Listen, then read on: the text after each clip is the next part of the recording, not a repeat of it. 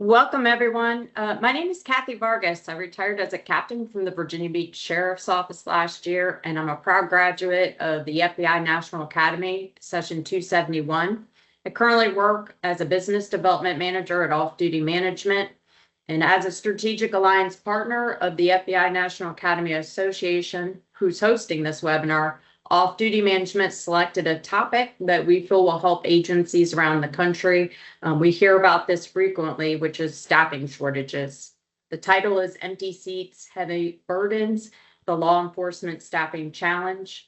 And our panelists are going to discuss retention and recruitment. And I'd like to encourage attendees to use the chat. You all are muted, but use the chat to ask questions. We'll be monitoring that and sending out a recording later to those who registered who couldn't attend. And it will also be posted on Off Duty Management's website under resources, articles, and presentations. So our first panelist is Eric Tung. Eric is a police commander and has served as a police officer for over 18 years in Washington State. He currently oversees patrol operations and his department's wellness and peer support programs.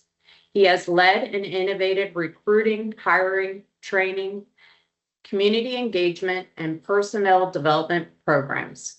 Many of you may know him from his podcast, Blue Grit Radio, which he develops police wellness and leadership content on, and he's a regular contributor to Police One.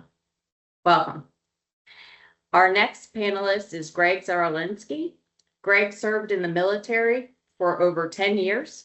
He supported many joint operations while overseas.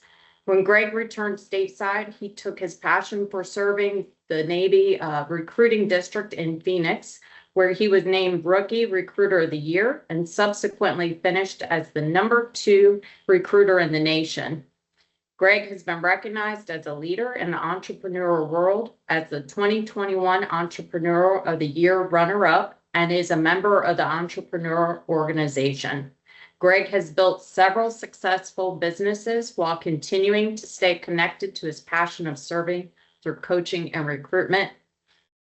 Greg has been featured as a keynote for many institutions with his TRY, which is Take Responsibility Yourself, and CAN't, Capable, Able, or Not Trying campaigns. Greg's unwavering belief of service before self is a direct reflection of how he leads his life, his family, and those he serves. His purpose is to work each day to be the best version of himself while enriching the lives of others. Welcome, Greg. The last panelist is Chief Travis Koltiska. Travis is the Chief of Police of Sheridan Police Department in Wyoming and a fellow graduate of the FBI National Academy Session 271. Travis started his career in law enforcement with the Wheatland Police Department in 1995. Travis has extensive experience teaching as an adjunct instructor with the Wyoming Law Enforcement Academy, focusing on firearms and officer survival. He has served as chief since November 2000, has a Bachelor of Arts degree in criminal justice, and became a subject matter expert in data-driven approaches to crime and traffic safety. He teaches agencies around his region on the implementation of these principles during his time as the operation lieutenant. And he has recently experienced firsthand success regarding our topic and from our conversations.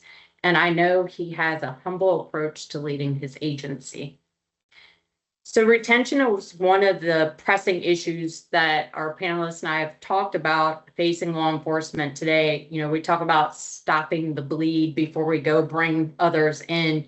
We're going to explore these challenges and talk a little bit about those innovative solutions that are available. So we're going to talk about retention. I will pose this question to Eric first.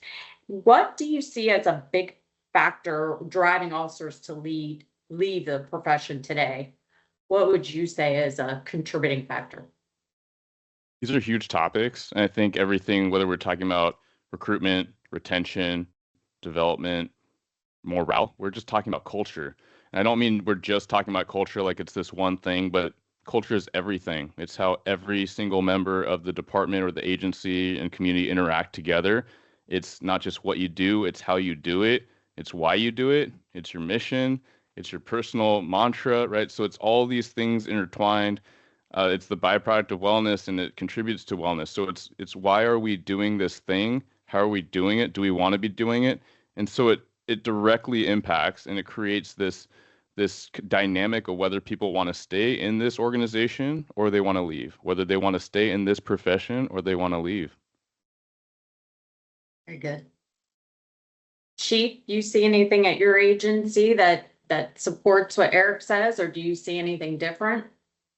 No, I think Eric's spot on, and I think to capitalize on that as well, I think we fail to sell our victories too often.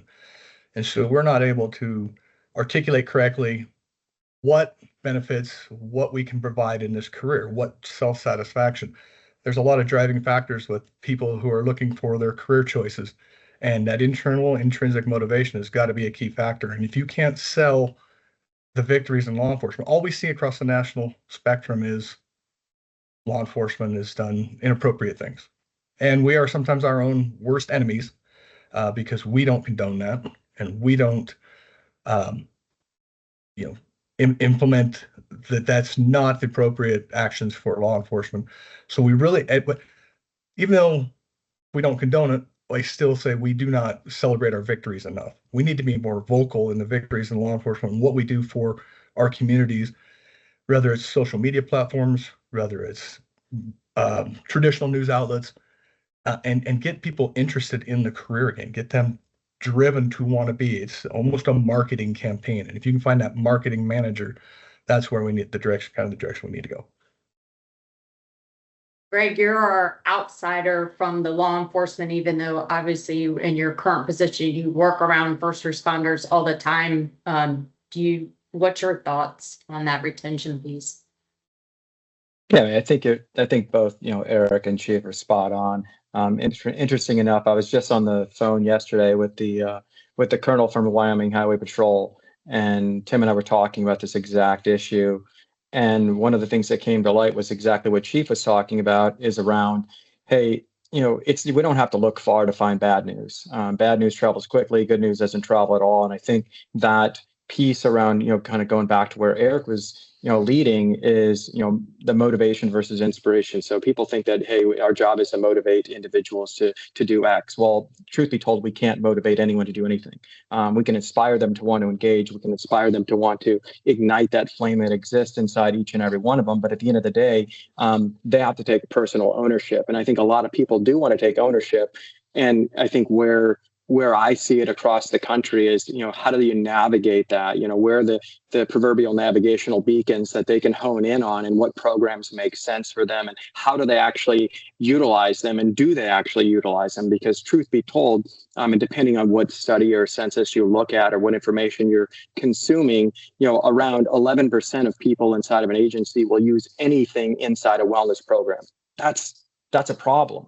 So when you look at it in isolation and say, hey, how do we change that? Well, we have to inspire them to want more, to want to engage for themselves. And I think that's part of the issue that every agency is faced with is, hey, what can we position in front of them that is going to be of interest, but more importantly, actually useful. And if we start looking at everything from the people perspective, I think you're going to start to get a lot more ideation towards it.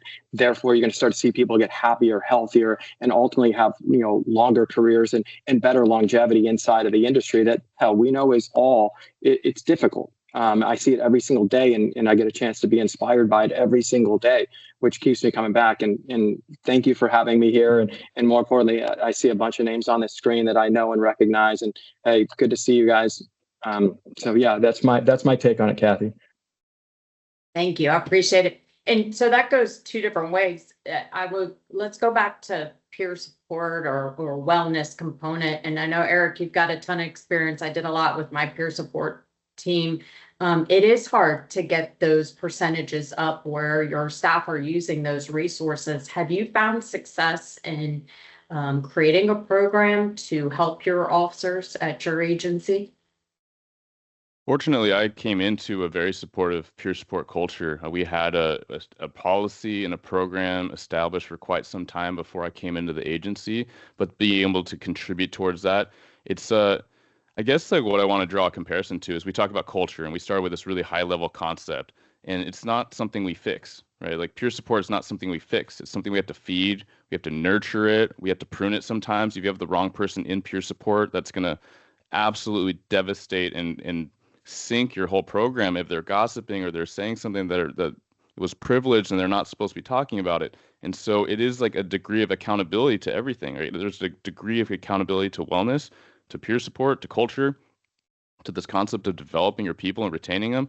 Even to go back to the prior conversation, right? Like a peer support program is not anything without the people that are practicing it the right way, right? So it doesn't matter if you have a policy, it doesn't matter if you have a program, if it's on paper, like your mission on the walls of your department are only words unless you do something with them. And that goes right into this conversation of recruiting and retention. So it's just, I mean, I'm going ahead a little bit when we get to recruiting, but with retention, how are you recruiting people if people don't even want to be there? I mean, we saw this in 2019, 2020, 2021, where when my department recognized we needed to switch something up and I got to be a part of that team, we recognized that cops were some of our own worst enemies in the recruiting and retention efforts.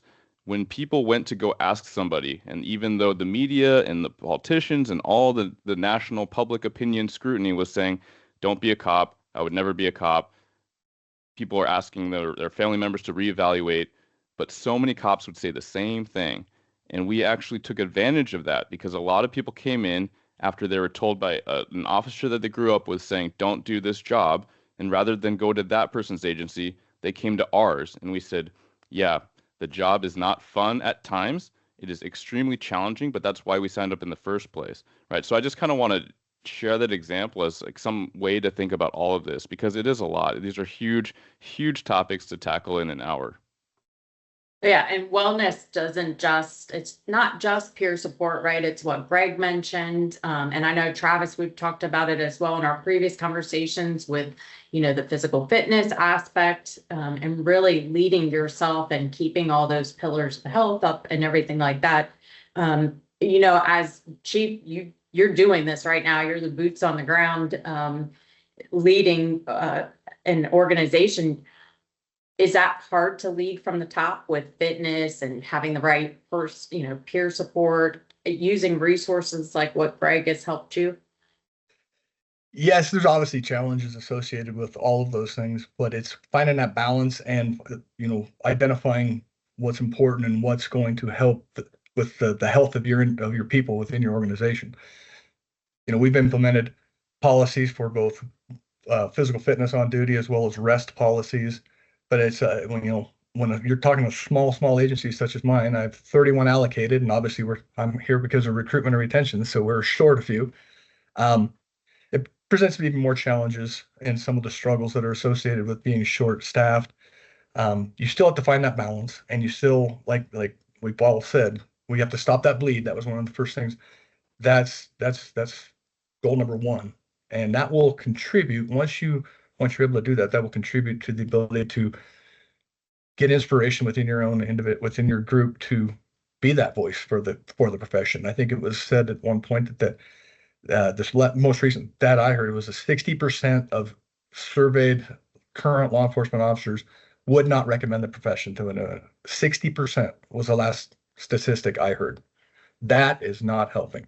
We have got to change the culture within our organization to bring the goodness back to our purpose and our mission and focus on our individuals and help them want to be that voice for our profession. And there's lots of ways to do it. Yeah, there's challenges associated, whether it's financial, whether it's staffing, whatever it is. But there are mechanisms, and we're working through it on our smaller agency, and it's not an overnight fix. That's what I can't stress enough.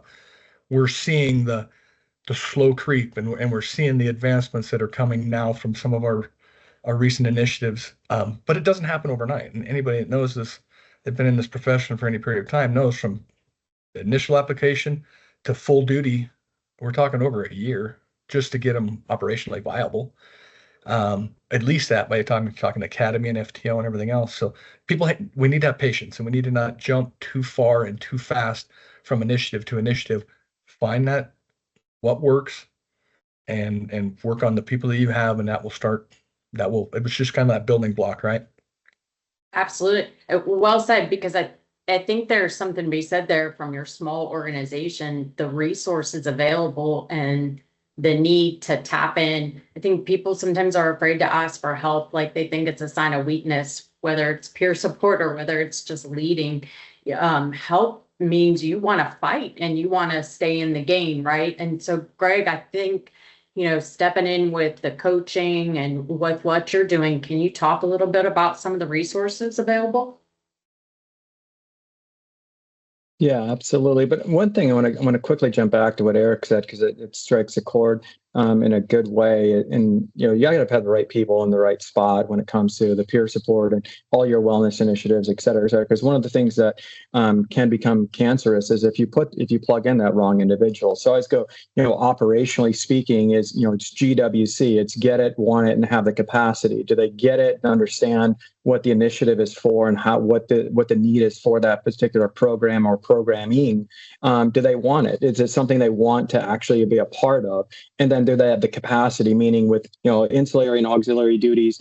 Is this something that they can actually take and operationalize? Because one of the things that we see all the time is that becomes the inroad to success for the agency from a wellness standpoint. If that person is well liked, well respected, and I know Eric, personally, and at the end of the day, he's done a fantastic job at his organization.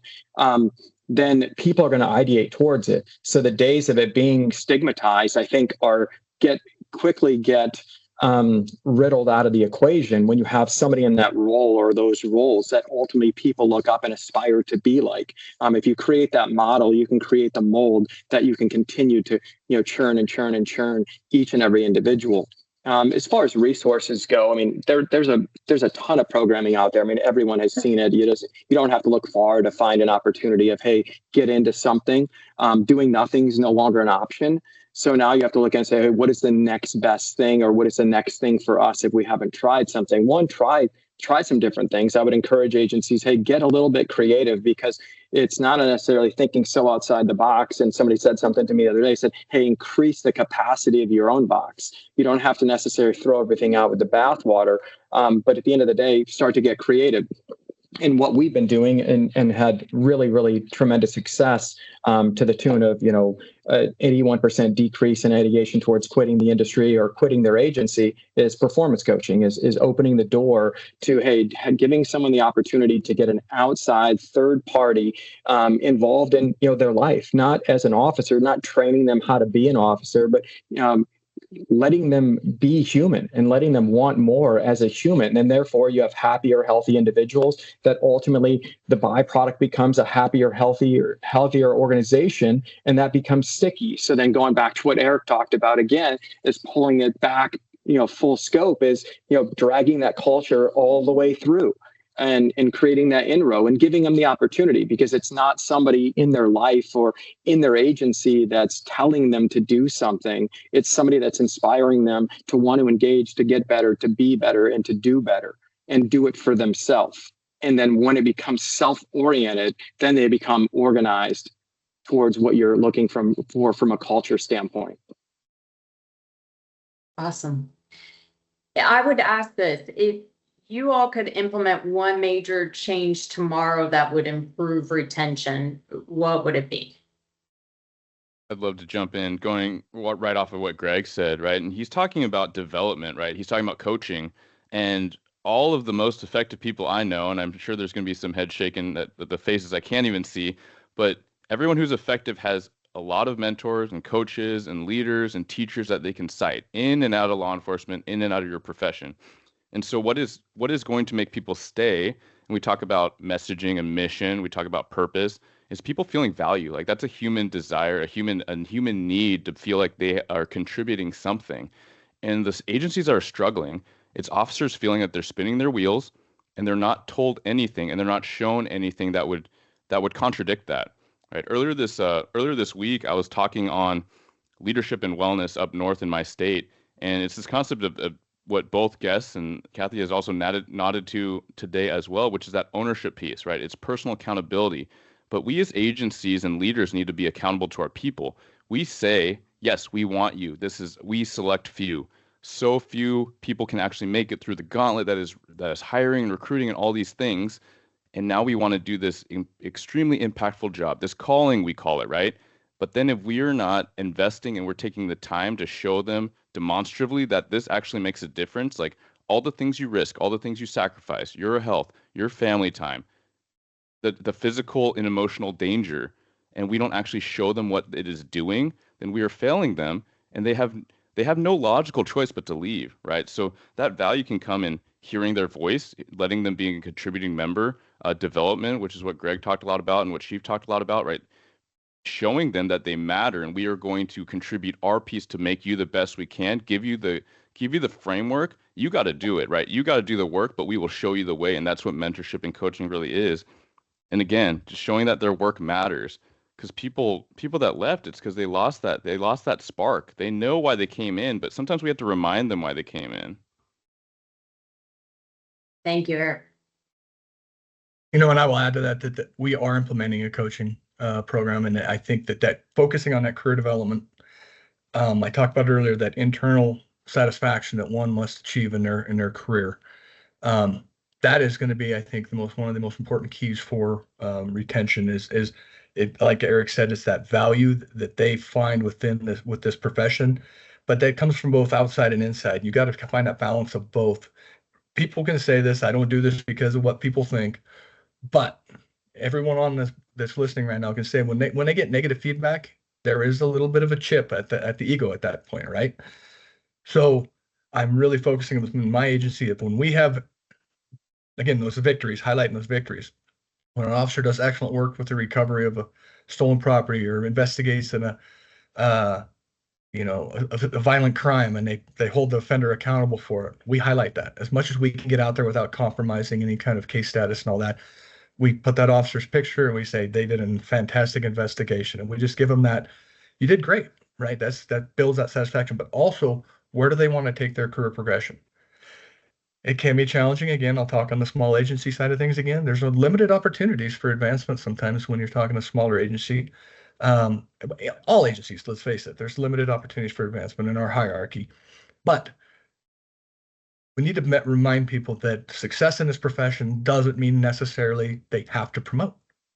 There's other opportunities for success, and highlight what those are. And I think that's where that coaching and that mentoring is like, some of the most phenomenal officers I ever worked with were officers their entire career because they invested everything in their ability to be the best officer they could be. And that's where they were motivated to work hard. And, I encourage as much training as possible. Comes back to that whole staffing issue, that vacancies, it's hard to backfill a hole in the schedule to get people to training to get for that career advancement. It's all kind of the snowball effect.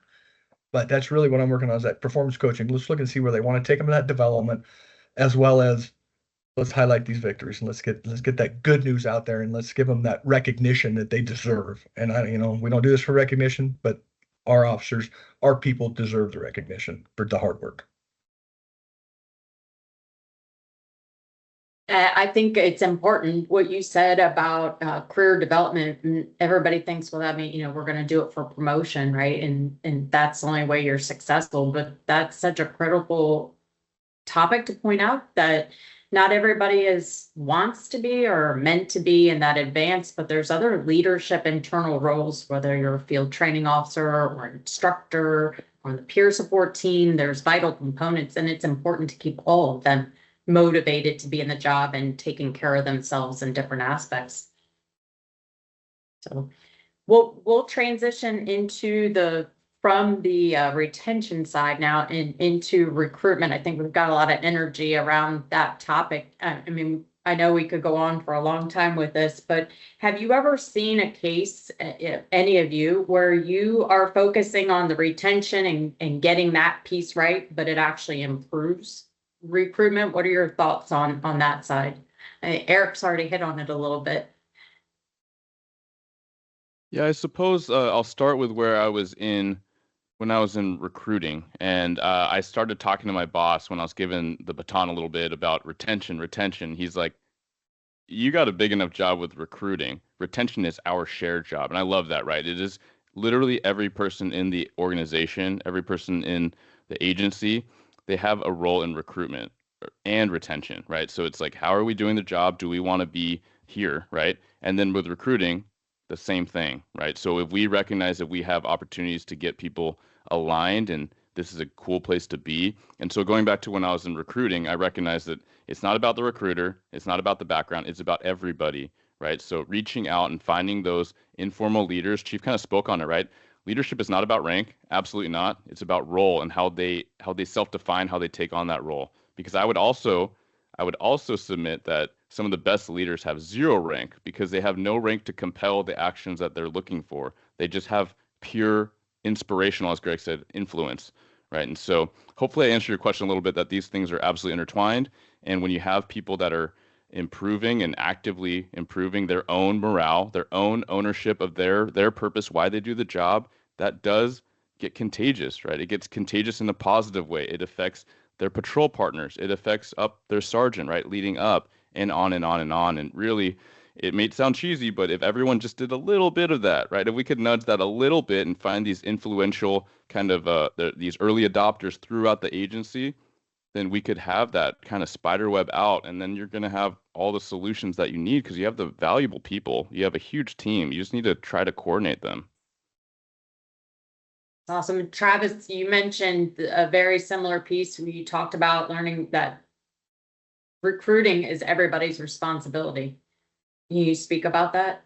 Yeah, absolutely. And it's something we've learned recently. I guess it should seem obvious and it should have been recognized a long time ago, but I had heard in past years, it's like the administration's not doing anything to fill these spots. Everything gets thrown back on the administration when it comes to hiring. Yes, we are ultimately responsible for the hiring, but we can't be the only ones that are out there actively trying to bring individuals into the organization. I'd say I'd actually shift that and say that it is more incumbent upon line level and first line supervisory personnel to be those recruiters. So we need to empower our people and help them understand that this job takes an entire department to actively bring new individuals who are going to be positive fits within our organization. There are always there always seems to be a number of percentage of individuals who want to come to this organization, but it's finding that who's the one that's going to fit our organization. Eric's organization and my organization are going to have different, maybe slightly different fits to it. So they're the ones that have the most interaction with the general public. They're going to have the most interactions with, different organizations and support organizations that are also going to be that recruiter for your department. And so it's very incumbent upon to empower all personnel within an organization. I'm not saying administrations should shift that responsibility off your shoulders. That's not what I'm saying. It's everybody's, and you need to empower your people to do so. And to capitalize on that, and Greg may talk about it in a minute, but give them the tools to do that. It's not just tell them. You need to go out and do that. Teach them how to do it. We don't hire somebody new and expect them to go interrogate somebody who's just committed a homicide and get a confession, right? We provide them with every tool that we can to teach them how to be good interviewers and interrogators. And after they've practiced it in time, then they're going to become proficient. So give them the tools, give them the training to be that voice for your organization. And I think that's going to be key. We've implemented some of this process right now, and yeah, we're seeing some upward traction, and it's uplifting, right? To see that upward momentum. When you start seeing that, it's contagious. So I hear getting everybody to stay, right? Making those satisfied, retained officers and who then go out and help recruit and attract people for your agency. You talk about tools, since Greg, you're the one who's worked with Travis, helping him with these tools. Can you talk a bit about that? Yeah, so Chief stole my thunder. So I think there's a number of things. I mean, first things first is it's fit versus fill. I mean, everybody on this call knows and understands that, hey, this job isn't for everybody. And you don't want everybody. And you certainly don't want somebody you have to convince to do the job. But the interesting piece to all of this, I think those of you on the call, if you looked at the industry and your agency in isolation, what is the one thing that you can do inside of your agent, the only thing that you can do inside of your organization that you don't have to be trained to do? It's recruiting. So when you think about that, wait a second, this doesn't make much sense. I mean, you can't use a stapler without training. You can't, there's literally nothing you can do without training. Yet we know that staffing cures all evils. It cures morale. It cures a lot of things, and it can create a better culture. Yet we're not putting any stock into, hey, like, how are we operationalizing this? Like, how are we empowering individuals to go out and have candid conversations and convert those conversations into contracts and bona fide assets and resources for the organization? That has been that was a huge issue for me on the front end. I spent about 1.5 years, 2 years on the road, traveling around to find out, like, hey, what's actually going on in recruitment? Like, why are people, why is this crisis continuing to escalate? And that was the one thing I found was, hey, nobody's being trained to do this. So it's basically somebody gets handed a cell phone. They say, hey, we're down 100 bodies. We're down 50 bodies. Go get them, Tiger. And that's it. And then you got the convoluted process around the background and everything else. Then you have some agencies have self-service, some agencies HR controls everything. Like, there's all these mechanisms that are in play that you have this system that's chaotic and confusing, and then the byproduct becomes you have individuals that unfortunately can't activate. So how do we optimize them? How do we strategize to work to get them to know and understand what recruiting is, what recruiting isn't, and then activate them? Because every agency I've been to, and I'm blessed with the ability to travel all around the country and work and train with agencies. And the same thing comes to the equation, which is like what Chief said. The writing's on the wall. It's not difficult, but you have to understand it to then go operationalize it. I'm always so impressed with Eric, because Eric actually gets what I'm talking about, and he has actually done it and then done it successfully. So not only, this isn't just me saying that, hey, we know that this works. This is a bunch of people that I've seen across the country, that agencies that are now finally doing it, that getting the upward momentum, but more importantly, filling the coffers with highly qualified young men and young women to then pass the baton to. So it's frustrating, and from the standpoint of me being, I'd say, outsider, but like not inside the agency that I'm working with, any agency I'm working with, to look at it and say, hey, this isn't that hard. And it's not that hard from the standpoint of, as long we have these wonderful assets and these wonderful resources, as long we train them up, we know that every single person that's in the industry, they can take an SOP, they can take processes and procedures, and when given them, and then go out and produce effectively. So now, how do we empower them? How do we operationalize those individuals? And whether it's through training or at least nothing else, just talking about it instead of at a high level, saying, hey, we have these deficits, we have these deficiencies, we're missing here, we're missing here, we're missing here. That's great. Let's get solution oriented and start to find and organize a strategy that can work for every agency. Because yes, as Chief noted, every agency is going to be dynamically a little bit different. But guess what? It's not different. The people that we're looking for. The people that we're looking for is going to remain consistent across the board. You want physically fit, you want smart, you want operationally capable, you want all those things. So it goes back to the GWC, get it, want it, capacity. Do they get it and understand it? Do they want to do it? And do they have the capacity? Now, then it's about putting them into the system, and then let the process dictate whether they are or are not your brothers and sisters. I don't know if that helped. That was great. And actually somebody in the chat said excellent. So there you go. So when it comes to, you talked a little bit about some of these, I think we'll dive a little bit deeper, when it comes to attracting new candidates, the strategies that worked when Travis and I came in, maybe not so much Eric yet, he's getting there, came in the door, do they need to look different today than what happened in the past? What are your thoughts? Are you asking me? Because I could go on about this, but I know Eric is super. Go ahead, take it. I go ahead, Eric. Sorry. I will say that they need to be different, and the agencies that are not getting traction have not tried anything different. They have not adapted. one of the big things that helped me in my recruiting, I suppose, management was thinking back to my experience. And so 19-ish, whatever years ago, I remember specifically there were agencies that made me feel like I was valued. They wanted to get to know me as a person. They wanted me to learn about them as an agency and a group of people. And then there are agencies that are more like, all right, jump through that hoop, jump through this hoop. When can you start? And I did not get a sense that anyone really liked to be there. When I was walking around, no one looked at me. No one looked at each other. No one was talking. And I came to see that I made a really good choice with the agency that I felt a connection with. And this is not crazy. It was just a bit of customer service, a bit of being yourself. And that's the individual, like the LT that I met. That was the officers, the FTOs I rode along with. They didn't have like a script. They weren't all acting the same, but they were acting like themselves. And I came to find that that was actually accurate as I started working there and getting to know them better, right? And it wasn't this traditional kind of model of like prove yourself, right?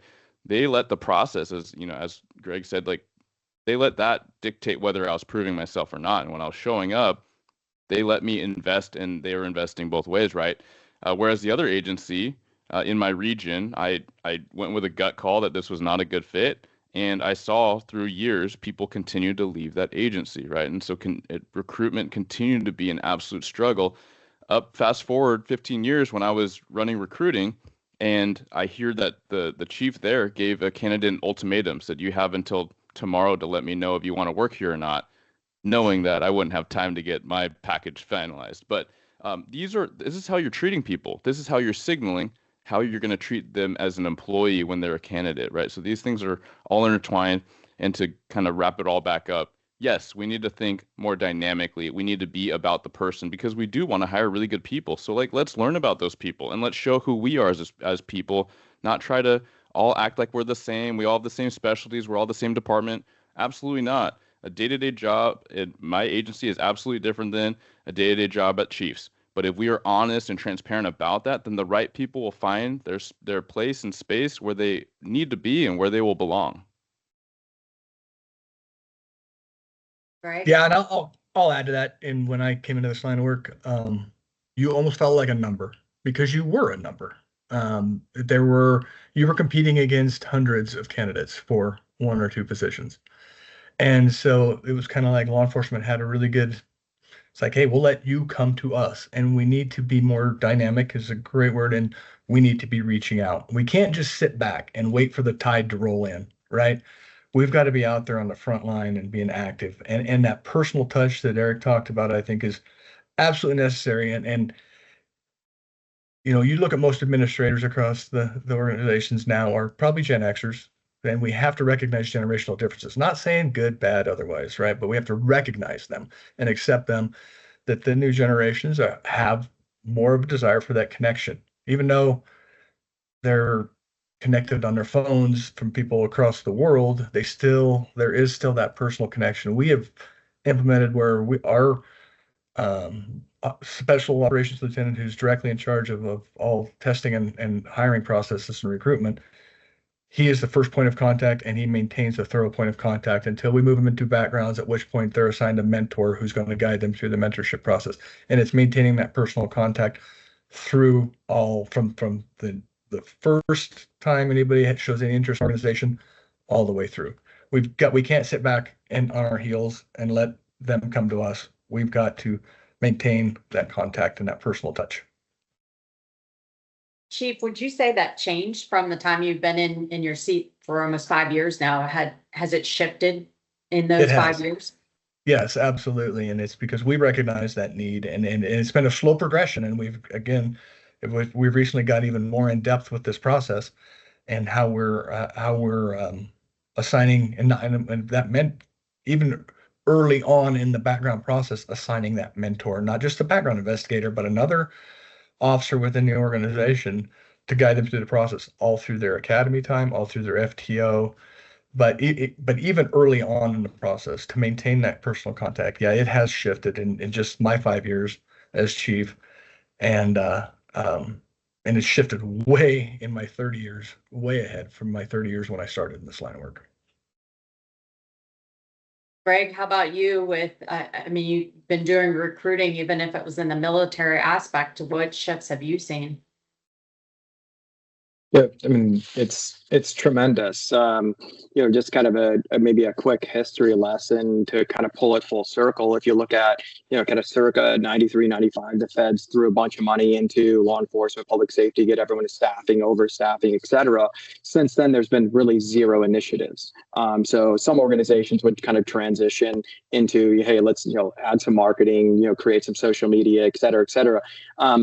But really what we've done is we've gone really, really broad because, hey, we think, hey, let's get more candidates, let's get more applicants. That's going to be better. And that's not actually the case. So dilution's not the solution. Don't dilute the quality of the product, but, trying to solve for a bigger issue. Now you're looking at it like, hey, how do we proactively get what we want? Well, when you have these big vacancies, you're casting this big broad net, which then clogs the system. So now you have people in background that should not be in background. You have all these things going on that is actually negatively impacting and influencing the process. So what we've designed, and I think, Eric and Chief are both on lockstep with me in this, is we have to get away from the dehumanization. Like now we're throwing everyone into a click funnel. Like, hey, let's send them to our website. Let's do this. Let's do that. And it's so distant from any sort of personal connection, personal contact. That dog's not going to hunt. That actually might have worked, 25, 30 years ago. It's not going to work now because we have to understand who are we dealing with. If you think about the current generation and their current capacity, they're the most disconnected generation of all time. They're connected to everything vis-a-vis their phones and tablets and computers and all that stuff, but they lack really, truly human connection. So how do you drive that back? Well, guess what? People want to work with people they know, like, and trust, and people want to work with the people that they want to be like. So why are we not putting those two together? So it's getting away from, hey, organizationally, let's get really broad with this. No, let's get very tactical with what we're doing and how we're doing it and why. We need to start putting eyes on targets and ultimately having intentional conversations that's going to allow them to ideate towards us. Because desperation yields an ugly head. If you are constantly and continuously desperate as an organization, you're going to start letting things infiltrate your agency that you wouldn't normally. And if you're having conversations, you're going to know immediately if out the gate, is this person the right fit for us? It's fit versus fill. We don't have to worry about just trying to fill vacancies. Let's fit the organization. Let's fit the individual. Therefore, it's going to fit the culture and everything's going to be nice and smooth across the board. That's where the paradigm shift needs to occur. We need to start getting more tactical about how we're handling this and how we're approaching it, just because of the fact that what we're doing right now, let's just be honest, it's not working. And it's not working nearly as effectively or as quickly as we would like and what the industry needs. Because national average is what I think the industry as a whole is down 17%, with another 41% slotted to retire in the next 36 to 48 months. You're looking at agencies that could have significant vacancies that they're not going to be able to work operationally or serve the communities that they're in. It's a real issue. Yeah, and I think talking about desperation, we talked loosely last month when we were getting this all together, the lowering standards, which you mentioned, and throwing money at bringing people in. Are those solving the problem? I guess not, but I'd love to hear from you guys. I'd love to jump in. Okay, thank you so much. Yeah, I did write down standards before you said it, Kathy, so thank you. We have to think about how these things are intertwined, just like we started in the conversation. So who we're hiring, who we're recruiting, are they contributing towards your retention problem? Fast forward, like worst case scenario, the things you see, the potential flags that you see in background, in demeanor, how they interact with folks, are we making the problem worse? And a lot of times we have to be honest, if we're reducing standards, they are. Are we making the future recruitment problem worse? Or are we making the future retention problem worse? Because we are bringing this type of person in. We are saying we want this type of person in our culture. I'm not saying everyone has to be perfect, right? We want potential. We want values. You can't train values, right? And so that's, I think, so many people that come from a background, right? Working investigations, they know that. And a lot of command staff that sit on all these panels and review all these things, they know that. And then the trainers, the field trainers and the line officers that see these things and they see how people act and they wonder when people don't work out in FTO because of attitude or they do something a little sketchy, they wonder if there were these flags, and generally they are. Nothing's perfect, but we have to look at what these downstream effects might be. We are expert problem solvers and contingency planners, but a lot of times in police work, specifically patrol, where I spent the most of my time, it's short-term problem solving, if you can call it that, right? It's using tactics for how do we make it better than 5 minutes ago? How do we make it better than the next hour so we can go on to the next one? But we're not talking about long-term strategy, right? This person, once they get off probation, in many states, you're kind of stuck with them, right? And so are we hiring these people? Are we throwing money at the problem? Someone, a type of person that oftentimes I call like a mercenary, right? Where they're just, a gun and a badge for hire. They're going here, they're going there. And sometimes they bring, and not all the time, but sometimes they bring a lot of issues with them, or they're fine to do their job, but you just threw a lot of money at them. They're going to wait till their contract's up, and then they're on to the next one. Did that help anything, or did it hurt it? Yeah, and standards are something you never compromise on, and that is going to be bringing that cancer to your organization. We always heard that, that word, like, there's a cancer in an organization. If you reduce your standards, you are bringing it purposefully into your organization. And it will wreak havoc on your personnel in future years. I've seen it, and so we need to be very, very cautious of that. And those agencies who have reduced standards have experienced that. That can't ever happen. And money, that's always the big one, because you're talking benefits and sign-on bonuses and things that go along with it. Everybody's doing it. You have to focus on what sets you apart. And it's not a competition of which agency can have the largest sign-on bonus. Who, like Eric said, who's that really bringing to your organization? Is that the character of the individual that you want to bring into your organization? It probably shouldn't be. I'm not saying that person that says, wow, they have a larger sign-on bonus than this one, I'm going to go here, is the wrong person, but it could be. You're running at risk, right? It's risk versus gain in that situation, and you need to weigh that. You need to focus on your culture, highlight your culture, and yeah, be equitable across the board. You're going to have to be equitable to get those eyes turned your direction in benefits and in pay and bonuses, but that shouldn't be the sole driving factor. And you shouldn't look for that individual that is their sole driving factor. Greg, you have anything you've seen different as far as the lowering standards, or just in general, maybe even people that ignore certain, maybe tattoos, whatever have you? I think it goes back what you're talking about, though, instead of broadening, keeping that narrow scope, looking for the right fit, right? Yeah, absolutely. So if you look at, and I always say, trust nobody, all others bring data. If you look at the data that supports what we were talking about as far as the standards aspect, right now, just over, I think it's around, and I run numbers at every single agency that I work with. Around 63% of individuals that are coming into the industry are actually coming from a referral. Now, it doesn't have to be from the agency, but it has to be somebody that's influencing them to apply.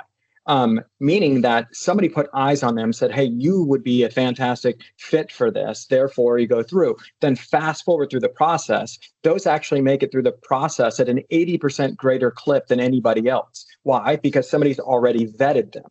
So all of that is leading back to the exact same thing. It's like garbage in, garbage out. How do we get good people into the top of the funnel? And then how do we get them through a smooth process? So Eric brought up something, and it literally I almost had a visceral response to it, not in a negative way, but I just experienced it at an agency last week. I was at a state agency. I was doing advanced recruiter training, and we were going through the process. And I said, hey, at the end of the day, these people that are going to this physical fitness exam, ultimately, what are we doing with them, like in the process? And they said, well, nothing. The process takes over. I said, wait a second. Why are we not calling them on the front end to make them feel good? And ultimately, and they said, well, that's like 50 people. And I said, okay, there's 5 of us. That's 10 phone calls a piece to make a quick 2-minute interaction and then make them feel desired.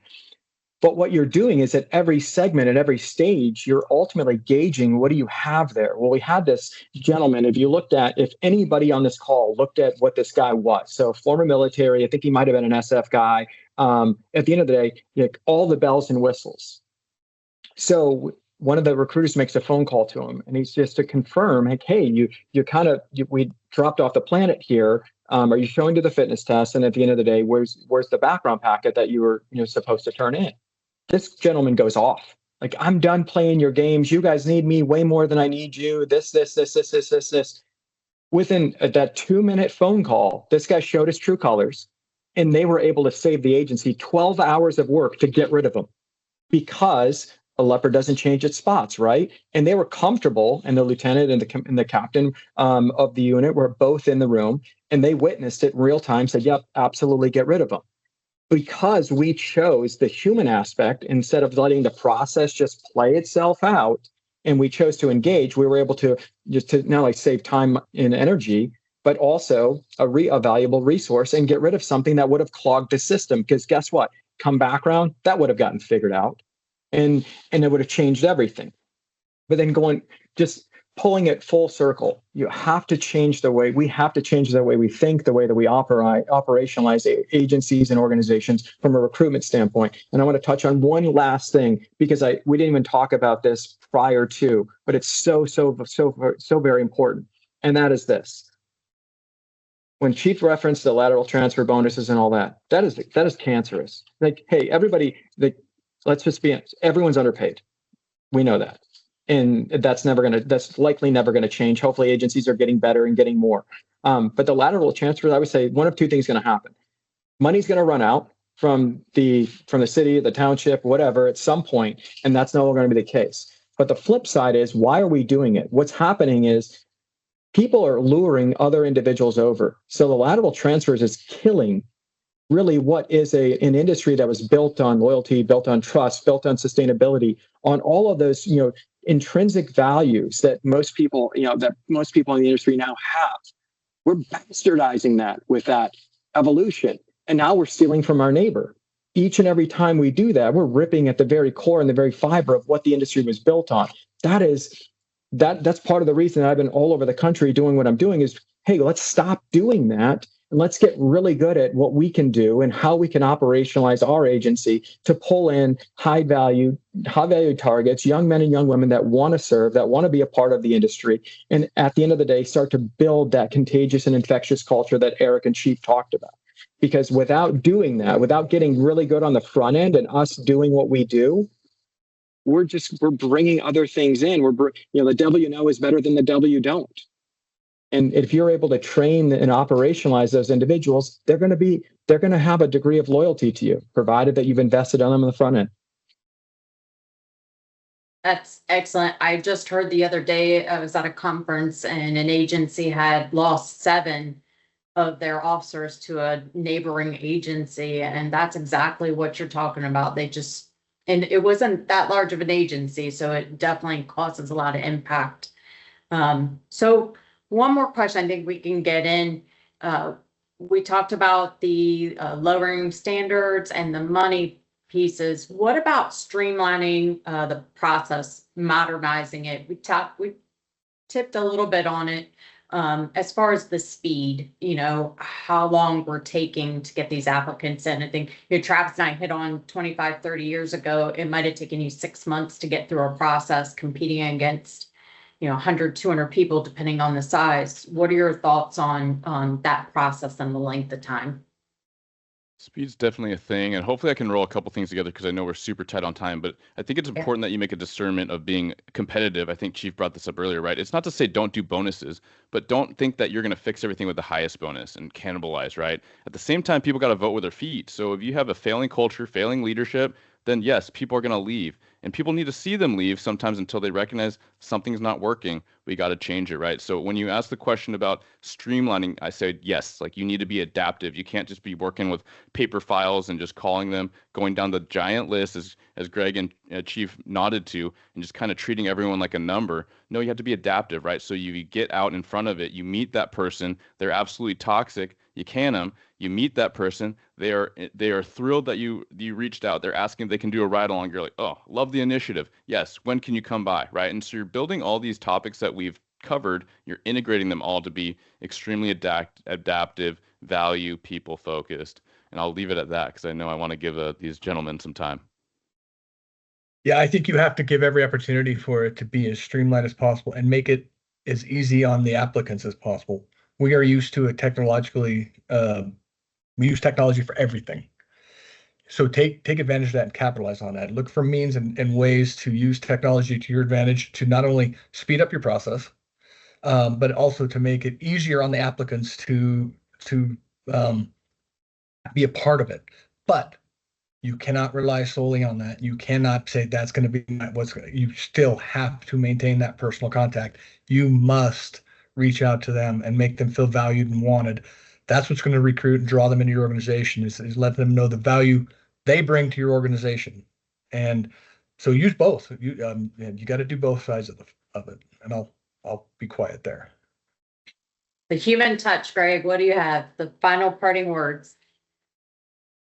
Yeah, I mean, I think that's what it boils down to. At the end of the day, you need to take something that we have dehumanized, which is the process itself, and rehumanize it and get people to want to be the police again, get people want to lean in. And the only way you can do that is through inspiration. It's, I would say, motivation sits, deep inside somebody. We talked about that earlier. At the end of the day, you see something, you hear something, you read something, but more importantly, you meet someone and that ignites that.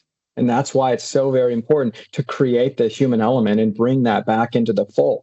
Because you're going to see conversion go through the roof. And honestly, it makes your culture sticky, but it's going to make your process smoother because you're going to have identified on the front end who's good, who's bad, and who's indifferent. And then, are you going to have times that you're going to roll the dice because you don't know what you're seeing? Absolutely. We're not completely infallible. Like, we're absolutely all fallible. I mean, there's people that I said, hey, this would be an ideal candidate, ideal fit. We'll find out it wasn't. Well, guess what? That's not a me problem. It's just, hey, the guy got one over. It is what it is. But I think the biggest thing and the key takeaway for me is bias to action. It's do something. And do something different. Choose a direction, stick with it, and then stay focused at it. If something doesn't work in the first week, 2 weeks, 3 days, don't throw it out. Stay the course. And I think that's one thing. As like both the gentlemen there on the call with me, guys, why I'm so impressed with both of them is they've made a decision, charted a course, and stayed on course, and both of them are achieving success at a high level because of it. I appreciate you guys. I went a little bit longer with the talking because there aren't any questions. But thank you so much, each of you, for being a panelist and helping me support this topic today. Your expertise, your perspectives were very important, and I really appreciate the thoughtful conversation. Thank you to the FBI National Academy for hosting this and continuing to support agencies around the country and the mission. And of course, thanks to everyone who was in the audience today. And I hope you picked up some good tools, or at least we can provide some more resources for you. As a reminder, that recording will be posted on behalf of Off-Duty Management. I want to thank you again for being here. We look forward to engaging with you at future conferences and events. And until then, have a great rest of your day, and thanks.